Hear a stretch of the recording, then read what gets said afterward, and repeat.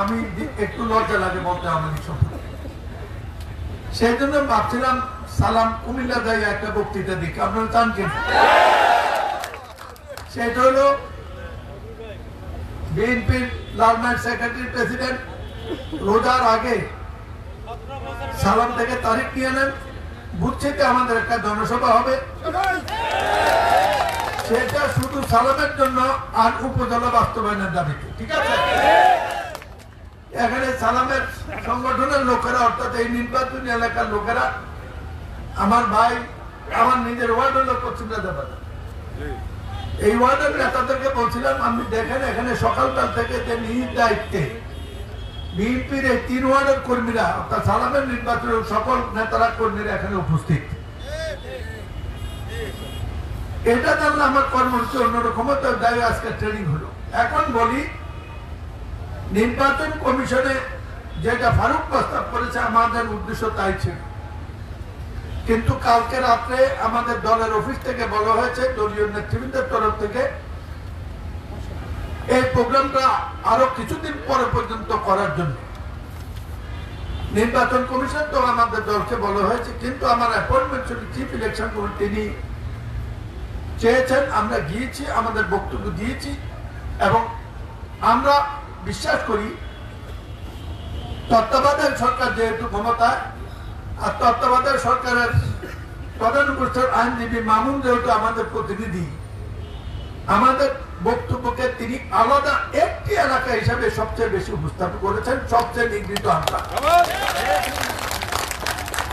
ওই অবস্থান কর্মসূচি আমরা পিছাবো, রাজনৈতিক পরামর্শ দেয় দল আমাকে কালকেই বলেছে।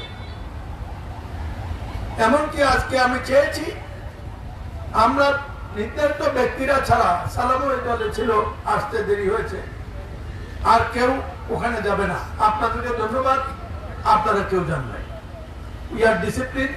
দলের নেতৃবৃন্দ এই কথা জানবেন যে আমাদের একজন লোক তালিকার বাইরে নির্বাচন কমিশন অফিস সামনে যায়নি। ঠিক নেই?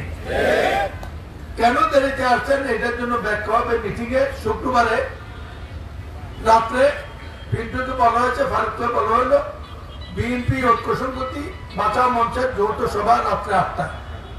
সারা রাত্র সেদিন শুনলে কেন দেরি হইল? যুদ্ধের ময়দানে দেরির কোন সুযোগ নেই এবং আপনারা স্বীকার করবেন যৌক্তিক নয়, সেগুলো ওখানে পর্যালোচনা করবো।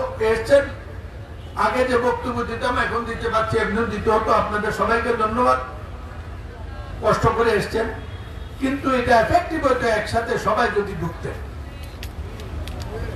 সেটা কেন ব্যর্থ হলো? আক্তার সাহেব, ফারুক সাহেব, পিন্টু সাহেব, কোন সাহেবের কোন মাপ নাই, দেখা হবে শুক্রবার রাত্রে। এখনই তারিখ জানাই দেন ব্যাপারে। আমরা নির্বাচন কমিশনে ব্যারিস্টার মামুন আমরা আমাদের কাহিনী তুলে ধরেছি, আপনাদের মনের কথা তুলে ধরেছি। আমি বিশ্বাস করি বাংলাদেশে একটা নির্বাচনী এলাকা পুনর্বল হলো, আমাদের কুমিল্লা নয়, পুনর্বল হবে। আর যদি না হয় অবস্থান না,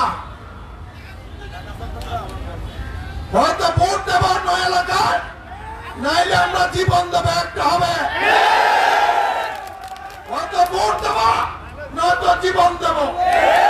আর জীবনে যদি দেয় ঢাকা এসে কমিশনের সামনে দেব।